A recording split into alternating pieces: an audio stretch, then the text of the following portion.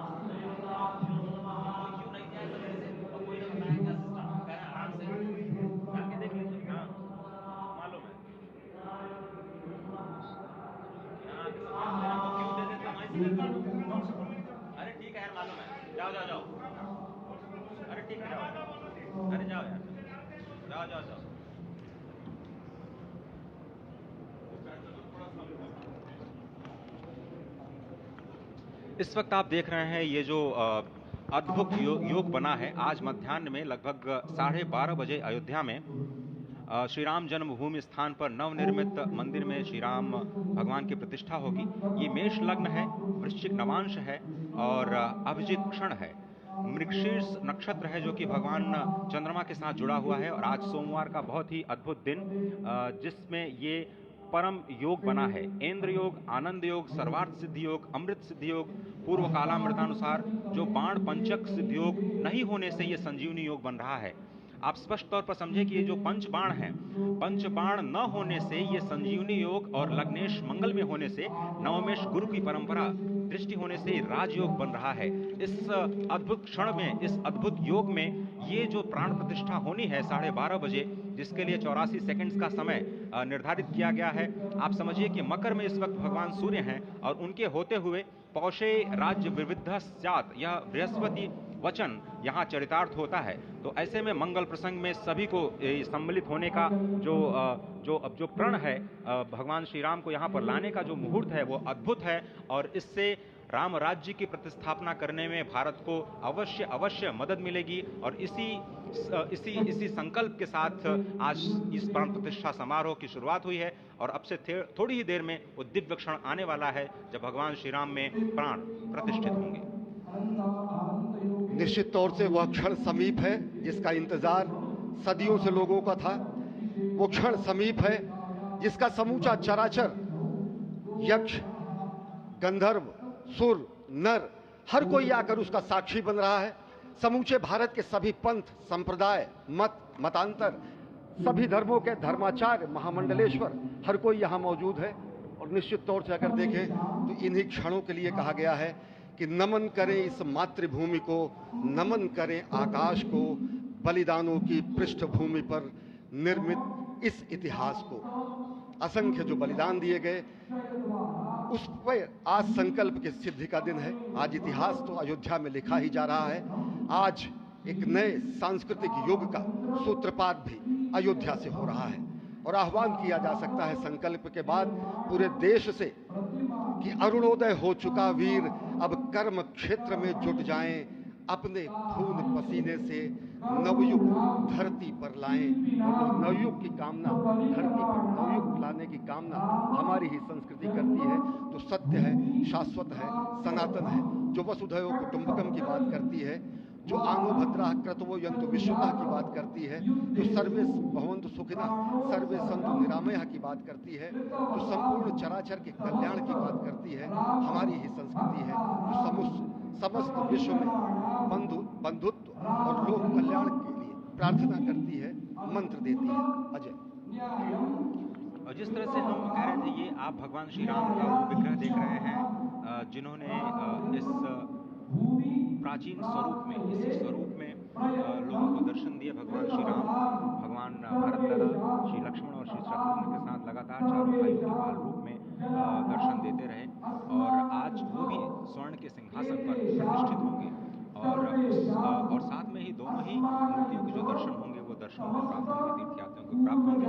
बहुत ही आनंद का क्षण जब भगवान श्री राम कृष्ण मूर्ति में, क्योंकि कहते हैं कि कलयुग में भगवान का जो वर्ण है वो कृष्ण है, सतयुग में भगवान का वर्ण पीत था, त्रेता में भगवान का जो वर्ण यानी रंग है जो लाल रंग का, रक्त वर्ण का हुआ, और द्वापर में वो नीले रंग के हुए, और अब कलयुग में कृष्ण वर्ण के लिए। और इसीलिए जो मूर्ति का निर्माण है वो कृष्ण मूर्ति का निर्माण किया गया है। और 51 इंच की जब मूर्ति प्राण प्रतिष्ठित की जाएगी शुभ मुहूर्त में, उसके बाद उसी पुराने विग्रह के साथ में जो रामलला इस वक्त आप देख रहे हैं, जिनके सामने चारों भाइयों के साथ में जो प्राण प्रतिष्ठा का कार्यक्रम चल रहा है, वो भी दर्शन देंगे, जो कि स्वर्ण सिंहासन पर विराज चुके हैं। आप देखिए कि जो मुकुट है कितनी अद्भुत छवि है, उनके हाथ में धनुष बाण दे रहे हैं, और उन्हीं प्राचीन विग्रहों के समक्ष बैठ करके प्रधानमंत्री नरेंद्र मोदी इस वक्त जगत के कल्याण की कामना करने के लिए संकल्पबद्ध हो रहे हैं, और भारत को, भारतीयता को, सनातन धर्म को शांति और सद्भावना के प्रसार के लिए जो सनातन धर्म में जो ये अद्भुत कार्य किया है, उसको आगे बढ़ाते हुए प्रधानमंत्री आज इस काम काज कीने में मोहि कहाँ विश्राम, ये भावना हमेशा घनीभूत रही प्रधानमंत्री नरेंद्र मोदी में। प्रधानमंत्री नरेंद्र मोदी वो क्षण देखा जब 9 और 10 नवंबर 1989 को प्रधानमंत्री ने उस समय लिखा अनिकेत एक लेख में, साधना पत्रिका में, और उन्होंने कहा कि यह क्षण सांस्कृतिक स्वतंत्रता का जयघोष करता है, हिंदू चेतना प्रकाश स्तंभ का दिन है जब रामशिला पूजन हुए। और साथ ही साथ 1990 के दशक में आडवाणी जी के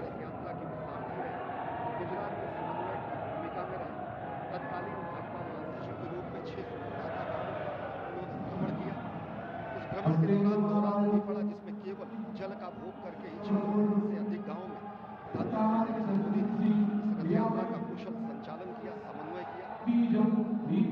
सोमनाथ से अयोध्या की इस यात्रा के सारथी के रूप में अगर देखें तो एक वीर व्रती के रूप में नवरात्र के समय में जल पीकर 18 घंटे से ज्यादा एक वीर व्रती के रूप में प्रधानमंत्री ने तत्कालीन महासचिव भाजपा के बीजेपी इकाई के थे, इन्होंने अपना अंशदान किया।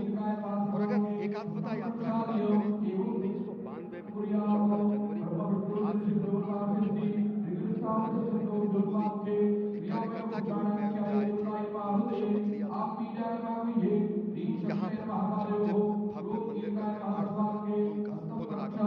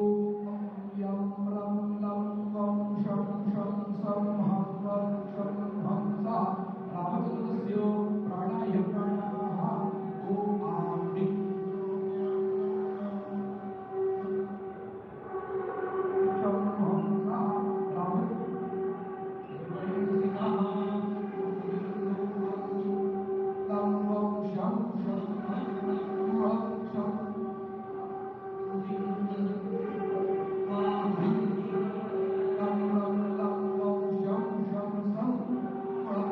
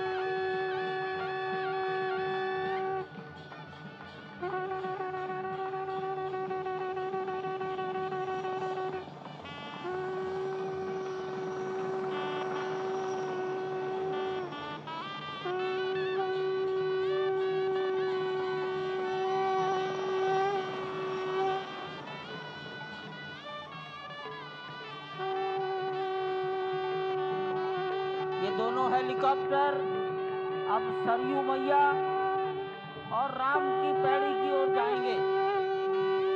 वहीं पर संपूर्ण भारत और संसार के मीडिया कर्मी अर्थात electronic media, print media, social media, YouTubers सब वहीं पर एकत्रित हैं।